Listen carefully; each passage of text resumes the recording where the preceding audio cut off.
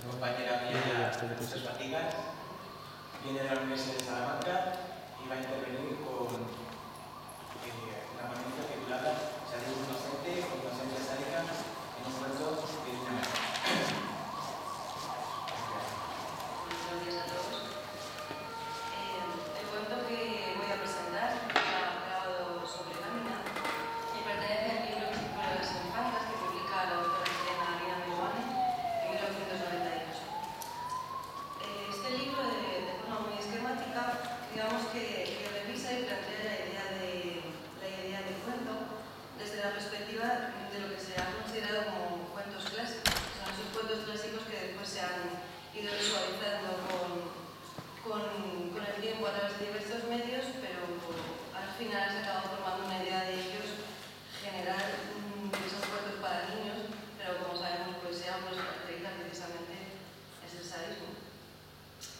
Es precisamente en este aspecto desde el que parten los diferentes relatos que configuran las infantas, y la autora crea en esta obra un universo pues bastante perturbador de una forma que me parece muy interesante, y es a partir de una comparación, o más que una comparación, una especie de efecto espejo entre el mundo adulto y el mundo infantil.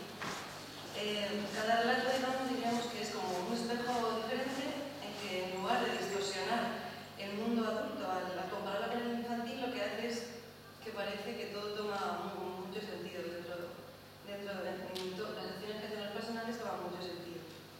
Pero no lo hace desde un punto de vista psicoanalítico, sino que en resumen pone de manifiesto que el sadismo es un tipo de comportamiento que existe en el plano infantil de forma patente, y no es que tenga su origen en la infancia y se desarrolle o se adapte en la edad adulta, sino que está desarrollado por completo ya en la edad infantil, pero que no se considera como tal debido a la idea de que los niños pues, son criaturas inocentes, ¿no?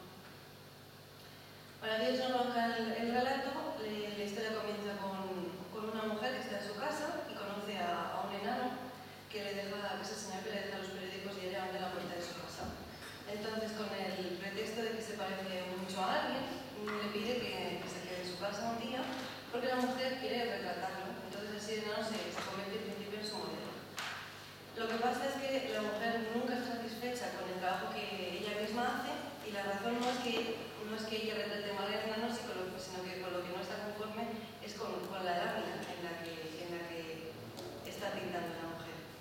Al principio pues, le dice que vuelva todos los días a la misma hora, y la mujer va probando diferentes láminas que ella misma fabrica con diferentes materiales vegetales, pero como nunca está conforme con el trabajo, pues finalmente le pide que se quede en su casa establemente a cambio de dinero.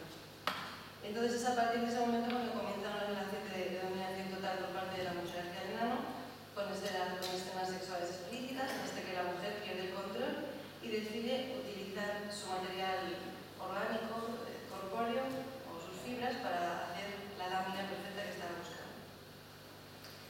El cuento, este es el argumento así dicho de una manera muy general, pero bueno, el cuento está narrado desde el punto de vista del personaje enano, y esta creo que es una de las claves, si no es la clave principal, que permite construir esa doble dimensión, un mundo adulto o un mundo infantil. Entonces, el efecto que consigue este cuento es presentar un espejo frente a esos personajes adultos que están haciendo cosas, y emula la misma situación, pero presentándolo como tendría lugar en el universo infantil. Mientras que en el plano adulto resulta una situación pues, muy perturbadora y en la que la mujer entra en un estado de degeneración y lleva a cabo acciones crueles y sádicas, y además lo hace sin inmutarse, es decir, fríamente, no tiene ninguna compasión hacia el enano. En el plano infantil lo que sucede es que se observa con ternura cómo una niña juega con su muñeco de trapo, le habla, le da órdenes, lo desnuda, lo viste, lo baña y lo utiliza como una lámina al fin y al cabo porque lo pinta y finalmente lo rompe.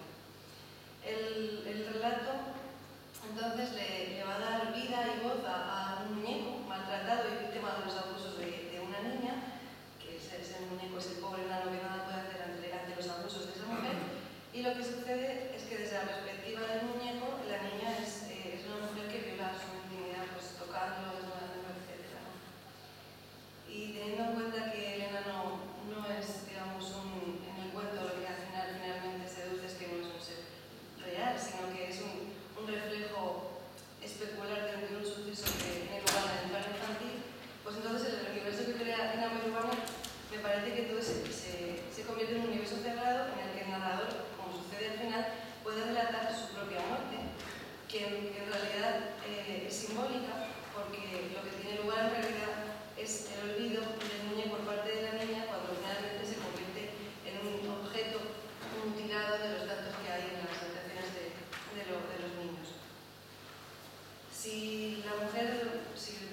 caracteriza a la mujer brevemente, pues sin duda habría que decir que es una mujer extremadamente sádica, al personaje de la mujer adulta, pero que sin embargo al mismo tiempo es una mujer que está perturbada, de forma que el sadismo, pues en cierta medida, se convierte en un sadismo inocente, pero lo importante esto es que en el plano de los adultos se parte siempre de la idea de que el sadismo es un comportamiento consciente, que es un comportamiento adulto y que después puede considerarse menos grave si esa persona pues, tiene un defecto mental, un problema mental, ¿no? Pero en el caso del plano infantil, en el cuento, la niña que está al otro lado del espejo, podríamos decirlo así, es una niña inocente que juega simplemente. Entonces, al final, presenta y reflexiona sobre todo acerca de la idea de que esa inocencia de la niña, la que juega mucho también es sádica, de que esas acciones que la niña inocente hace en contra de su propio muñeco son sádicas y que son tan sádicas como lo que hace la mujer con el villano. La siguiente pregunta que habría que hacerse es cómo el lector accede a esa dimensión infantil del cuento, ¿no? Que está continuamente subyacente. Y la verdad es que hay una serie de matices a lo largo del cuento que funcionan como pequeñas puertas o pequeños reflejos de esa dimensión infantil y entonces provocan el extrañamiento en el lector, pero quizá es fácil, a mí me pasa fácilmente inadvertido, al menos en una primera lectura. Quizá el más representativo que aparece al inicio del cuento, que es la descripción, que es cómo se describe a sí mismo el enano mientras está quieto frente a la mujer. De rodillas, apoyado sobre los talones, la cabeza inclinada, inmóvil, en un salón a media luz, mis ojos detenidos en un punto hueco del muro donde alguna vez hubo un clavo. La cabeza inclinada por el peso y la poca consistencia de la tela, inmóvil, con esa mirada siniestra que caracteriza esos juguetes de ojos y pupilas fijas detenidos en un punto hueco del muro. Esto, después de lo que he dicho, pues parece muy obvio que se trata de un muñeco o de la representación que se equipara a la del muñeco, pero realmente dentro de la acción pasa desapercibido dentro del conjunto de acciones de los personajes adultos, ¿no? Además, junto con el propio hecho de que es el narrador quien está hablando y en un principio el lector no puede imaginarse pues, que se está tratando, que está comparando a ese muñeco, a ese enano con un muñeco. Después de esos matices ambiguos, pues continúo, por ejemplo, este que me parece también muy representativo. Me quedaba practicando alguna pose fija bajo la luminosa transparencia de los ventanales. En la monótona sucesión de apariciones repentinas y de constantes ausencias, las horas se marchitaban como frágiles flores. Pensé en las poses que iba a pedirme cuando llegara ese momento y seguí ejercitando mi rigidez, aprendiendo a contener la respiración durante más y más minutos. La imaginaba exigiéndome una erección de perfil, o que me convirtiera en una bola humana, o lo contrario, que intentara llegar a la extensión máxima de músculos, a tensar las articulaciones, y sin inhalar insensateces. Pues claro, el muñeco se mantiene quieto, el muñeco se mantiene quieto, mientras esperan a que el niño llegue, los coja, los estire, los apriete, los maneje, los coloque al cabo como ellos quieren, pero en el relato maneja entonces esa doble dimensión en la que el narrador, desde su punto de vista como de enano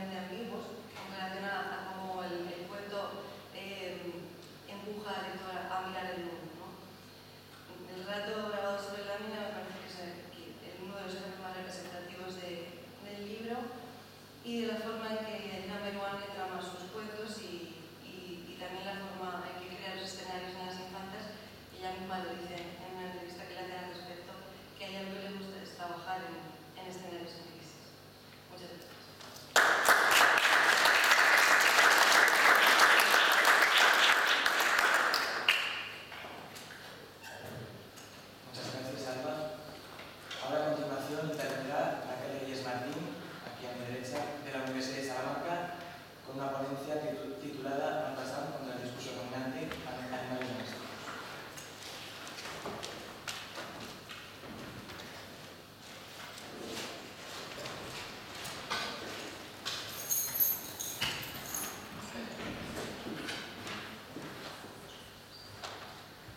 Buenos días.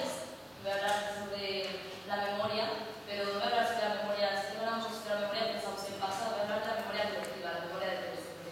Y para ello he escogido esta novela de Marta Sanz. Primero voy a hacer una pequeña introducción sobre la autora. Quizás la conocéis porque el año pasado ha ganado el premio Nobel de novela y ha tenido mucho bombo desde entonces. Y bueno, no he incluido su poesía, pero esta es una narrativa, es su ensayo No tan incendiario, que es una poética, es decir, expone el estado de cuestión de la literatura y también cómo lo aplica a su propia literatura, y lo voy a aplicar a animales domésticos. Para hablar del imaginario colectivo y también del imaginario cultural que se presenta o que se presenta en animales domésticos, primero quiero aclarar qué es el imaginario cultural, qué es la memoria colectiva. Para ello, comenzamos con No tan incendiario, con esta poética, y es una cita que me gusta bastante, Constantino Berto, pues lo referencia bastante Marta Sanz, y dice así: el imaginario colectivo, los imaginarios culturales, son un sistema narrativo global conformado por el grupo de narrativas inscritas en el conjunto social y que transportan modelos de conducta, creencias, actitudes, paradigmas, valores, conocimientos prácticos y ilícitos, etc., metas individuales y colectivas que se presentan ancladas en lo real, narradas a través de hechos y personajes reales. Es decir, si la literatura referencial en cuanto a que coge elementos de la realidad para transportarlos a la ficción y esta sea verosímil, también es referencial en cuanto a que la literatura vuelve a la sociedad, a la realidad. Todas las películas, los medios de comunicación que vemos, todas las novelas, todo lo que emite un emisor cultural conforma nuestro imaginario colectivo, nuestros modelos de conducta, cómo nos comportamos en la sociedad, la visión que tenemos sobre nosotros mismos y sobre ciertos tópicos o ciertos modelos de conducta. También dice Marta Sanz en No tan incendiario: la invención poética, la literatura, se hace carne en los comportamientos cotidianos, en una moral pública y privada que se practica en el ámbito de la realidad. Los cambios de la realidad derivan en cambios en la manera de acercarse, mirar y contar la propia realidad. La realidad siempre es la misma, pero depende del imaginario cultural que tenga cada uno o que se haya formado, por la memoria que tenga respecto a la sociedad para interpretar esa realidad. Todos los que toman la palabra y la proyectan desde el ámbito de su intimidad hacia el espacio público, es decir, desde la literatura hasta una vez que se publica ese libro, se construyen a favor o en contra de una ideología dominante. Y quiero aclarar qué quiere decir con ideología dominante. Bueno, en este ensayo dialoga mucho con el libro de un filósofo llamado Foucault, que se llama Sobre la violencia y sus reflexiones marginales. Y él distingue distintos tipos de violencia. Está la violencia visible, la violencia subjetiva, que será cometida por los agentes sociales. Es decir, cuando encendemos la televisión y vemos disturbios policiales, una paliza por un motivo racista o el maltrato, etc., todo esto sería violencia subjetiva. Es la violencia a la que estamos acostumbrados, la violencia física. Luego estaría la violencia invisible. En primer lugar está la objetiva, que es cometida por el Estado. Por ejemplo, muchas personas considerarán que alguien mordazo puede atentar hacia su libertad como ciudadano y esta violencia hacia él. Está la violencia sistémica, que es cometida por el sistema económico. En los países con democracia, que suelen ser capitalistas, está, digamos, enlazado este concepto, puesto que el sistema económico fuerza al Estado a ejercer ciertas medidas. Y esta violencia sistémica podría ser un ERE, un despido, una población precarizada, etc. Lo toma como una violencia hacia la ciudadanía. Y por último, la que se sustenta esa violencia invisible es la violencia simbólica, que es cometida por el discurso, se encarna en el lenguaje. Es decir, esa violencia sistémica no se puede sostener si no hay un discurso que lo reafirme, que lo haga válido. Esta violencia simbólica se encarna en el discurso dominante o hegemónico. Hablamos lo mismo cuando decimos dominante, hegemónico, violencia simbólica, y hace uso del lenguaje para camuflar la violencia sistémica a la que se somete a la ciudadanía. ¿Qué tipo de discurso es? Es un discurso binario. Suele ser, o se suele enfocar hacia lo individual por lo colectivo, lo propio porque lo ajeno, el individuo triunfador frente al perdedor que no ha podido prosperar en la sociedad Y este individuo perdedor, digamos que podría haber prosperado dentro de la sociedad, pero no lo ha hecho porque no ha querido, porque oportunidades ha tenido. Entonces la culpa siempre es del individuo, la de no prosperar en la sociedad, etc. Así no hay ningún tipo de lucha social, puesto que la culpa no es de la sociedad, siempre es del propio individuo. Y es en lo que se basa el discurso dominante.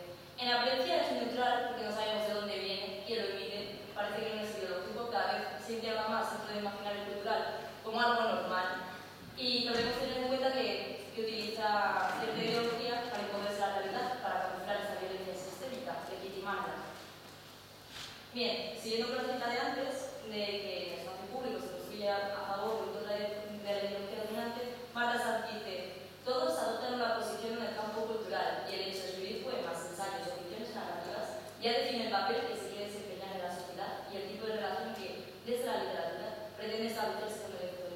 Lo que quiere decir es que dentro de este campo cultural, que también está influido por el discurso dominante, el escritor tiene que saberse posicionado, porque de forma inconsciente, aunque escriba, puede estar apoyando este tipo de discurso y puede ser algo negativo, aunque se Marta Sanz, para la sociedad. La cultura como artefacto ideológico conforma la visión del mundo y el espacio sentimental de los seres humanos. Lo que hablábamos sobre el imaginario cultural. La cultura no es algo inocente para ella, sino que es un artefacto ideológico. Las principales características de su poética que vamos a aplicar a animales domésticos, pues que está desde luego contra el discurso dominante, contra este discurso binario, y luego quiere evidenciar, quiere reflejar esta ideología invisible que se está normalizando. Pero también quiere evidenciar el robo del lenguaje que hace uso de ello la violencia simbólica, es decir, palabras como compromisos, libertad, solidaridad. He dicho antes democracia y siempre severamente, de una forma, la democracia, estados capitalistas, por otro capitalistas, pues el hecho de que democracia y capitalismo estén unidos ya es una forma de vaciar la palabra democracia. Es el ataque que ejerce la violencia simbólica. También está contra la literatura anestésica, aquella que solo entretiene, pero no es, también es ideológica, en cierta forma lo que hace es conservadora, no quiere que el lector esté contento con la sociedad, ya está. También está contra la estética de una de las novelas comprometidas, aquellas las que nos conmovemos, nos sentimos mal por el pobre o ver lo que le ha pasado esto, por ejemplo, lo que quiere es explicar el feísmo de la sociedad, de la situación, no quiere conmover como tal, quiere explicar las cosas y, tal como ha dicho ella antes, estañarlas, desfamiliarizarlas, ¿no? También está contra el cliente lector. El hecho de escribir para un cliente, para que se venda su libro, y no para un lector, conlleva cambios de estilo y desde luego piensa que no siempre el lector tiene la razón, no porque un libro sea más vendido tiene por qué ser mejor. Y como he dicho antes, la responsabilidad del escritor, ella se siente posicionada ideológicamente. Para ella, este posicionamiento ideológico es saber desde dónde escribe, desde qué punto de este campo literario, y va a utilizar el realismo como marco ético y estético. Esto se puede utilizar para todas las novelas que supera realmente, pero vamos a aplicarlo a animales domésticos. Bueno, en animales domésticos se nos van a contar acontecimientos muy comunes y ordinarios. No vamos a tener un protagonista que sea un cantante de ópera o un intérprete de la ONU, sino un desempleado, una persona que trabaja en una residencia, alguien al que han despedido, un escritor. La historia comienza con Elías, que le acaban de despedir y va a la oficina del paro. Y en la oficina del paro se encuentra una cantidad de carteles que contra los que va a satirizar Marta Sanz. Esos carteles reflejarían la violencia simbólica, perdón, la violencia subjetiva, porque es una violencia real que ocurre, ¿no? Veamos. Murales mentirosos, negrito y blanquito cogidos de la mano, todos los camellos del barrio convertidos en hermanas de la caridad. Somos diferentes, somos iguales. Los moros vienen a caballo como todos los que se dan cabezas. Vamos a luchar porque el mundo esté definitivamente bien hecho. Organizamos una red humanitaria, es urgente. Siente un pobre en su mesa, todavía ese beso y un millón para el mejor. Los banqueros ya no son como Mary Poppins. No es que Marta Sanz esté en contra de las guerras humanitarias, sino lo que quiere visibilizar es que siempre se hace caso a la violencia subjetiva, y esa violencia que aparece constantemente en la televisión, que aparece, por ejemplo, una atraco a mano armada en la otra parte del mundo, siempre oculta la violencia sistémica a la que estamos constantemente sometidos y que normalmente es la que provoca las guerras humanitarias, por ejemplo, con venta de armas a países en conflicto. Y para ello hay que ser más radical y ir a la raíz de la cuestión para solucionar esto. Elías, este personaje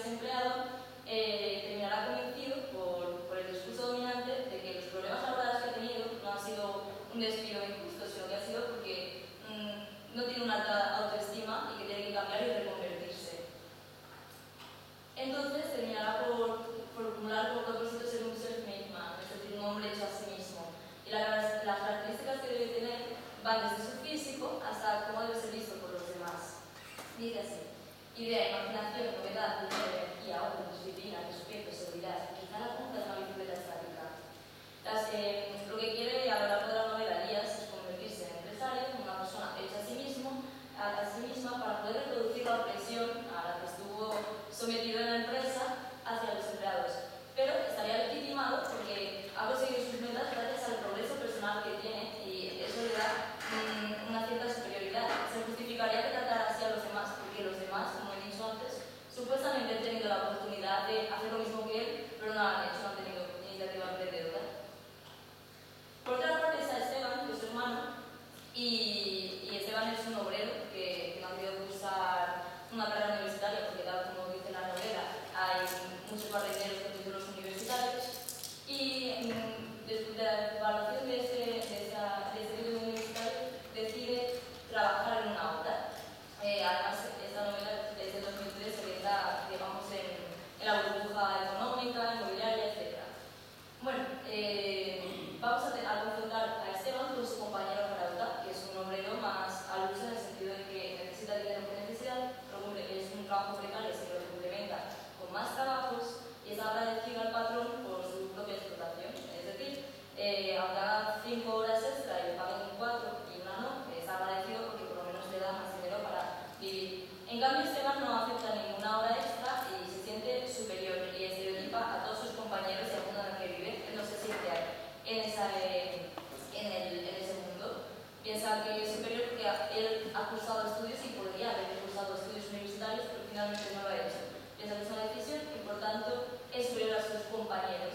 También, en este sentido, el imaginario cultural que tiene Esteban es una visión absolutamente estereotipada del mundo obrero, que está compuesta por lecturas como La conquista del pan o las películas de Ken Loach.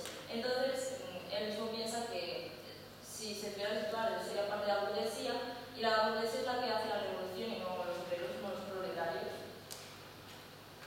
Bueno, si Elías cambia por su despido y es ahí donde se inicia su reconversión, la muerte del padre de Esteban y Elías es la que cambia a Esteban. Esteban comienza a considerar su situación como precaria, puesto que no ha recibido herencia tanto como pensaba, y se comienza a ver como los demás trabajadores, e incluso aquellos que no son conscientes de que son obreros y de que necesitan, tal como él era antes, necesitan ese dinero. Todos están sometidos a la misma alienación.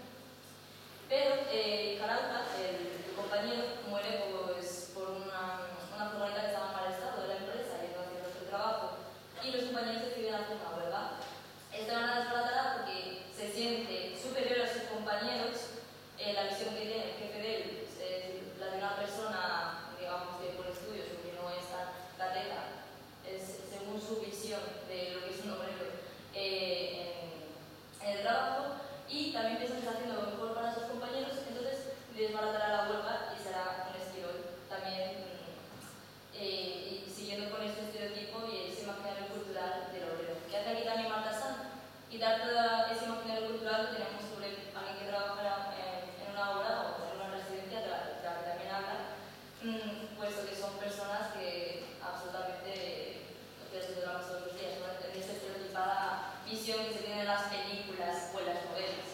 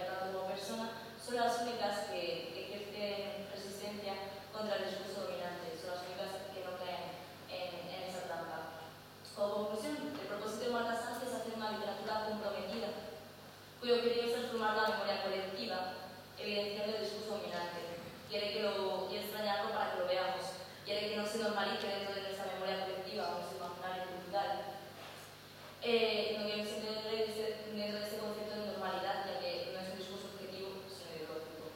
Y quiero hacer en este caso visible estas violencias invisibles, mostrar todas estas. Y luego, desde la forma y contenido, es como tratar de activar al lector para recordarle cuántas las nociones que tienen respecto al mundo, cuánto de su imaginario cultural está mediatizado por cualquier forma cultural, por cualquier película, por cualquier novela, y provienen del discurso dominante. Y nada, muchas gracias.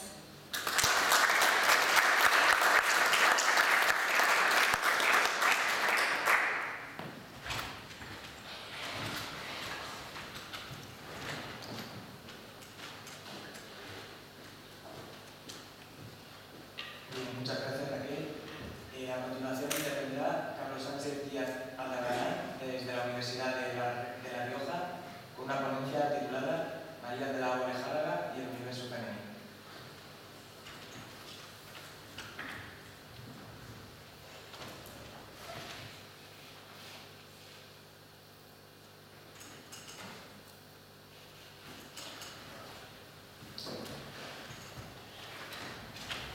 María de la Orejáraga fue una de las figuras más relevantes en cuanto a la élite intelectual de principios del siglo XX, entre los artistas con los que entró en contacto tanto a nivel personal como profesional se encuentran artistas de la talla de Juan Ramón Jiménez, Jacinto Benavente, Joaquín Luis Santizaga o Manuel de Falla. Si por algo se caracterizó esta autora fue por su defensa de los derechos de las mujeres. Este interés por visibilizar el papel de la mujer en la sociedad le llevó a implicarse en las asociaciones feministas en las primeras décadas del siglo XX, como pueden ser el Liceum Club o la Asociación Femenina de Educación Cívica, de la que llegó a ser presidenta. También esta perspectiva ideológica se vio reflejada en su labor como diputada electa por Granada durante la Segunda República. Esta faceta pública se coordinó con su faceta como escritora, destacando sobre todo por ser autora de cerca de un centenar de obras entre las que se encuentran libretos para ópera y ballet, cuentos, novelas, obras de teatro, ensayos, artículos y un largo etcétera, así como una reseñable labor como traductora de escritores tan significativos para la literatura universal como Shakespeare, Maeterlinck o Ibsen. Desgraciadamente, su labor como escritora y traductora se vio ensombrecida, entre otras cuestiones, porque era su marido, Gregorio Martínez Sierra, quien firmaba las obras que ella escribía. Algunas de esas obras fueron planificadas en pareja. Y en cuanto a su obra de no ficción, aparece cuál es su visión del feminismo, entendiéndolo como la igualdad entre sexos, tanto a nivel de interés político como en todo lo relacionado con los derechos civiles, y al mismo tiempo también promovía la implicación de la mujer en los asuntos de interés nacional, algo tremendamente remarcable teniendo en cuenta que este tipo de ensayos se escribieron en la primera década del siglo XX. Además, en sus ensayos y artículos destinados al público femenino muestra una defensa del papel activo de la mujer, además promoviendo como factor clave para un cambio y una evolución en el rol femenino la educación y la capacidad de reflexión por parte de las mujeres, así como el rechazo de la sumisión que imperaba en su época con respecto a la autoridad masculina. Ese interés por el papel de la mujer y por su rol en la sociedad se va a ver reflejado también en su producción literaria, donde los personajes femeninos van a tener un especial protagonismo. De hecho, ella va a plantear un amplio abanico de variedades de tipologías femeninas, lo que va a conllevar a su vez tanto la perpetuación de ciertos estereotipos que forman parte de la tradición sociocultural, como a su vez la subversión de otros perfiles femeninos. Asimismo, también planteará una serie de temáticas vinculadas con el universo femenino, como la vida en pareja, la maternidad, la inclusión en la vida laboral o los roles de género. Unos estereotipos que imperaban en la literatura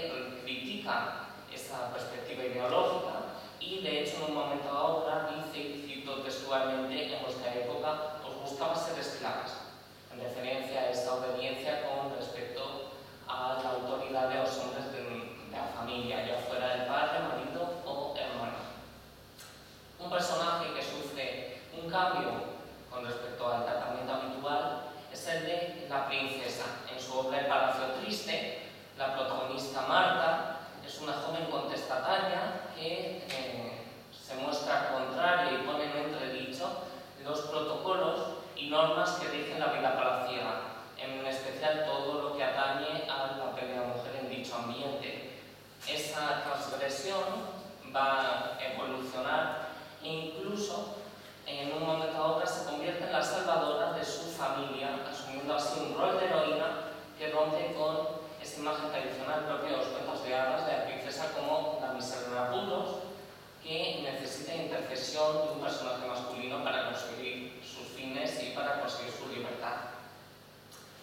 Y además aparece otro personaje que también forma parte del imaginario popular, también transmitido a través de las narraciones de corte fantástico, como es el de la madrastra, frente a la caracterización tradicional como una mujer déspota y cruel. En su obra El ama de casa, el personaje de Carlota aparece como una mujer afectuosa que se ha conseguido ganar el cariño y el respeto de los hijos de su marido, entre otras cosas porque ha combinado una actitud cordial con el establecimiento de una serie de pautas y normas de comportamiento en el fragmento seleccionado.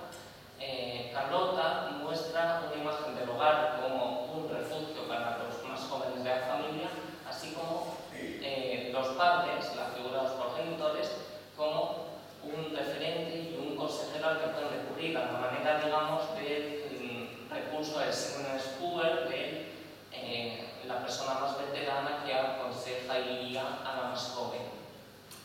Además, unos temas más frecuentes en la literatura de esta autora es la maternidad.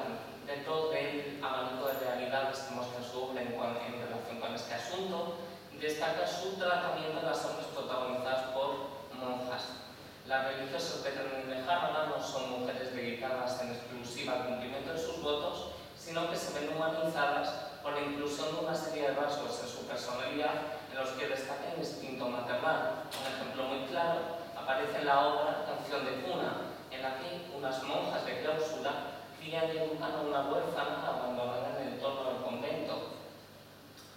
Dentro de ese ambiente matriarcal se crea un especial vínculo entre el personaje de Teresa, la huérfana, y Sor Juana, unas monjas que se implican en su educación y a la que, como se puede ver en el extracto escogido, la joven considera que ha cumplido ese papel de madre que la mujer que la abandonó en el entorno del convento pues no se vio capaz de ejercer.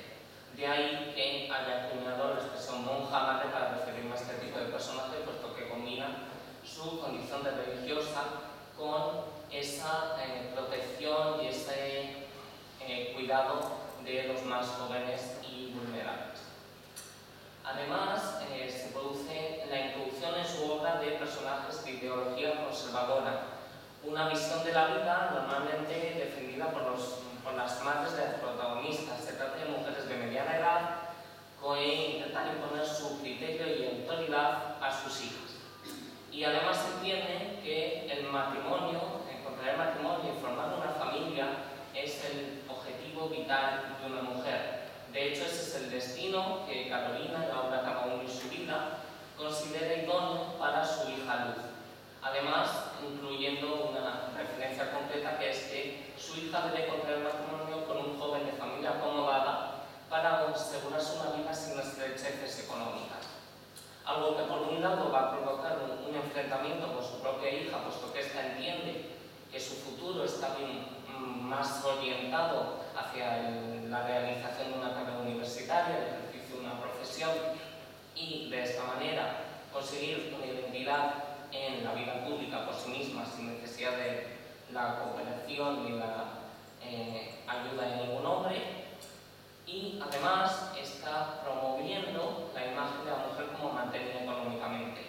Frente a esta perspectiva más reaccionaria aparece un perfil completamente opuesto, una mujer con un fuerte carácter y con una visión de su condición femenina diferente a la que predominaba a principios del siglo XX. Se trata de lo que la propia autora acuña como la mujer moderna. Una mujer que se ejemplifica explica claramente en su obra Sueño de una noche de agosto a través de la protagonista, Rosario. Rosario es una joven que reivindica su derecho a valerse por sí misma. En el extracto escogido, la autora la caracteriza como una joven que desea ejercer una profesión, que desea ganar un sueldo para así no depender económicamente de los hombres de su entorno, con lo que la autora está rechazando la imagen de la mujer como dependiente económicamente del varón. De hecho, como aparece subrayado en este fragmento, el propio personaje llega a decir: estoy cansada de ser un parásito, en referencia a esa necesidad del sostén económico por parte del hombre que se transmitía en la época. En cuanto a los temas vinculados con el universo femenino, destaca sobre todo el matrimonio, que aparece como una fuente de conflictos, principalmente relacionadas a esas discusiones entre los miembros de la pareja con los roles de género, tal y como ocurre en la obra Seamos felices, en la que Fernanda, la protagonista, reivindica su derecho a desarrollar una carrera como concertista de piano y de esta manera ganar un sueldo para así aportar ella también a la economía familiar, algo que a su marido Emilio le resulta inconcebible, entre otras cosas, porque considera que la sociedad, y más concretamente su entorno, pondrían en entredicho su virilidad y su capacidad para ejercer como cabeza de familia y sostén económico familiar. El matrimonio aparece mostrado de diferente manera según la edad de los contrayentes. En las parejas más maduras, esta aparece como una etapa de la relación sentimental en que cada uno de los miembros tiene unos roles y unas obligaciones prefijadas. Tal y como ocurre en la obra Cada uno en su vida, en la que el doctor defiende que su papel está relacionado con la vida pública y entoca con el ejercicio de su profesión de médico, y al mismo tiempo adjudica a su esposa, sin que ésta tenga derecho a réplica, la educación y todos los asuntos que estén vinculados con el hogar y su descendencia, mostrándose así esa división de papeles dependiendo del sexo de cada uno de los miembros de la pareja. En cambio, en las parejas más jóvenes se produce una alteración en estos roles, como ocurre ahora en La mujer del héroe, en la que Mariana no solo destaca por ser una mujer que por su negocio, que desarrolla su labor como planchadora, sino que al mismo tiempo asume sus obligaciones relacionadas con su papel como madre, lo que implica que cumple con la crianza y educación de sus hijos, mientras que su marido mantiene una actitud ociosa y se desentiende de su papel de cabeza de familia. Y además, como ya he mencionado anteriormente, uno de los temas recurrentes en la producción de María de la Olejárraga es la maternidad. En esa gran variedad de realidades que muestra su obra, destaca su tratamiento a la maternidad en solitario, frente a la actitud que imperaba en la época como algo reprobable, como una condición femenina reprobable. Ella se dedica a ensalzar a las mujeres que se ven abocadas a esta situación, tal y como ocurre en la obra Madame Pepita, en la que la protagonista, que se llama igual que la obra, lo que hace es ejercer de padre y madre la educación de su hija, al mismo tiempo que desarrolla su carrera como modista. El que ella haya ejercido una profesión se debe a su deseo de cubrir las necesidades de su hija Catalina. De hecho, en este caso también resulta remarcable que se muestra la maternidad en solitario como consecuencia del comportamiento del padre de su hija, puesto que se trataba de un bígamo, es decir, cuando se casó con Madame Pepita ya había contraído matrimonio, con lo cual su matrimonio se vio anulado y su hija Catalina fue considerada y declarada ilegítima, con el estigma social que eso conllevaba en la sociedad de principios del siglo XX. A modo de conclusión, y para ir terminando, destacar la amplia variedad de tipologías femeninas que esta autora presenta en su obra, lo que tiene como consecuencia la perpetuación de ciertos estereotipos vinculados con la tradición sociocultural, tanto española como universal, y por otro lado la resulta reseñable la creación de un nuevo perfil femenino como es el de esta mujer moderna que muestra una fuerte personalidad y que al mismo tiempo asume una serie de actividades normalmente vetadas al sexo femenino en la época y que eran atribuidas habitualmente al sexo masculino. Además, por lo que se refiere a las temáticas vinculadas con el universo femenino, como pueden ser los roles de género o también la maternidad o la vida en pareja, está mostrando, es el resultado de una plasmación por parte de esta escritora de la situación que se vivía en esas primeras décadas, que es el comienzo de la reivindicación por parte de la mujer de una mayor visibilización en sociedad de su papel, tanto a nivel público como a nivel familiar. Muchas gracias por su atención y espero que haya resultado de su interés.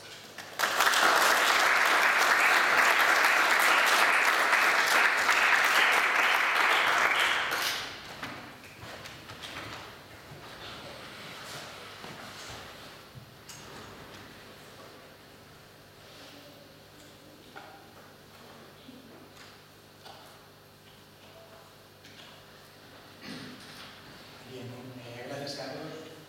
Por último, intervendré yo mismo con una ponencia titulada María Zambrano en busca de un saber sobre los imperios del agua. Bien, María Zambrano es la gran pensadora del siglo XX español. Durante toda su vida cultivó una obra que se nos muestra escurridiza ante las clasificaciones, ante las fronteras, ante el dogmatismo de géneros que llama Antonio Polines. Por esa razón hoy ocupo una posición marginal y me atrevo a decir que casi olvidada. Pero estoy seguro de que superará la prueba del tiempo. ¿Por qué? Porque su palabra no es del tiempo, sino en el tiempo. No pertenece solo a su tiempo, sino que habla de algo universal. Su voz está llena de ecos antiguos y modernos, devela este mundo, quita el velo, es decir, profundiza en las cuestiones que rozan el alma humana y sus ínferos, sus infiernos, la parte más profunda.